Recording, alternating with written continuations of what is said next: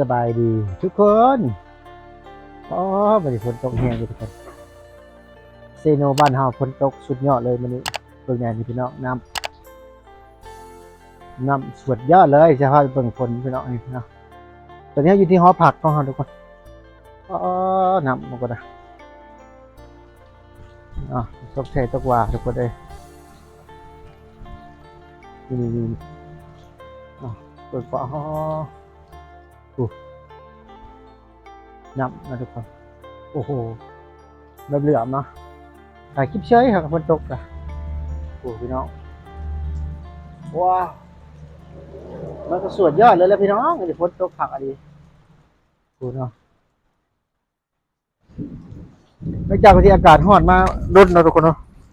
อากาศร้อนมาหลายมื้อหลายเว้นแล้ววันนี้ก็ฝนตกอยู่ที่ว่าชุ่มเย็นไปได้เจอไปทุกคน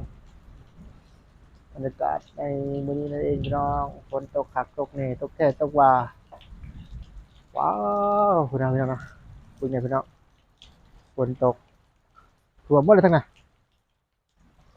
อื้อหือตอนนี้ทุกคน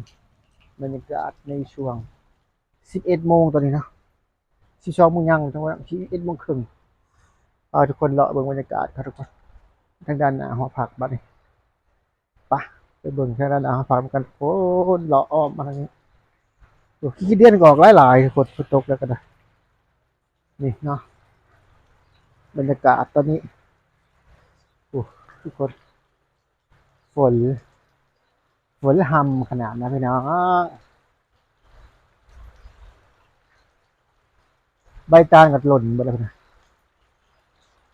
โอ้โหวันนี้พี่น้องงานนี่งานดอกไม้เข้ากันที่ว่าแน่แล้วบัดนี้นะพี่น้องอะงานดอกไม้ดอกตอกเราโอ้พี่น้องบรรยากาศในยามจะเที่ยงแต่ว่าไม่ได้ไปกินข้าวฝนตกไม่ได้ไปกินข้าวพี่น้องฝนตกนะพี่น้องอ้าวตกแต่เช้าๆพี่น้องท่วมมาเลยทั้งนี้วันนี้นะพี่น้องนะบรรยากาศทุกคนเราจะเดินทางเมื่ออื่นนะทุกคนแต่ว่าฝนตกแบบสี่มื้ออื่นนี่คือไม่ได้ไปเลยนะอื่นนะจะเดินทางไปถ่ายคลิปแน่ไปไปดองแน่พี่น้องอยู่ทางตรงเห็นแผลเพื่อนเนาะทางเมื่อสุพรรณทองพอละประมาณแถวบ้านตรงกินเราจะเดินทางไปแต่ว่ามื้ออื่นคือสิแต่ไปจังซี่แล้วว่าแล้วจะไปบ่ได้พี่น้องฝนตกลิ้นเบิดมือแต่บ่เป็นจริงนะทุกคนเนาะแต่ว่าโปรแกรมหรือว่าเนี่ยครับก็สิเว้าโปรแกรมหรือว่าแผนเราก็สิไปมื้ออื่นทุกคนไปประมาณอ่าช่วงอันเช้าๆอะไรเนาะให้คลิปน้องซันฟ้าแน่คันว่าไปได้เนาะแล้วก็สิได้แวะบ้านตรงกึมเพื่อไปบ้านนาบ่าวสิไปอันดองเนาะดองลูกนาบ่าวแล้วพี่น้องแล้วน้องสาวอะไรเนาะว่าเบิ่งบรรยากาศทุกคนตอนนี้ฝนตกแท้ตกว่าแต่เช้าๆยังบ่เช้าปานนี้แล้วมองไอ้ที่ก็ท่วมเลยพี่น้องเฮือนบางคนที่มันต่ำก็ท่วมอะนะแต่ว่าผู้อื่นเนาะ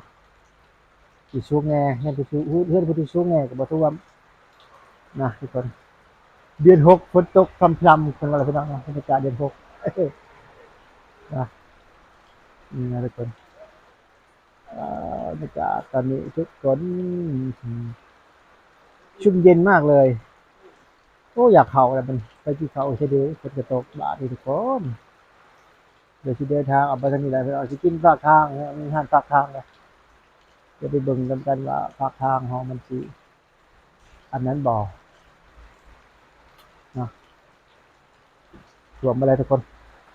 บกแง่ได้นี่แต่ว่าแต่เศร้าๆเองหลายกว่านี้นำนี่นะเป็นมุมยมเนาะเย็นน่ะพี่น้องนอนง่ายนอนสบายแหละเนาะเบิ่งมื้อเพิ่นอาจจะสิเดินทางไปพุ่นเนาะไปอันน้องเห็นทุกคนได้จะได้ก็รอติดตามชมคลิปหน้าของเราทุกคนคลิปนี้ก็สิเอาสำนี้ก่อนทุกคนบ่ยังระวังไม้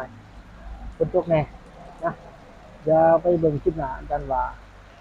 เฮาสิไปถ่ายคลิปอยู่ไสกันเองทุกคนเนาะสำหรับคลิปนี้ก็จบก่อนพี่น้องบ๊ายบายสำบายดี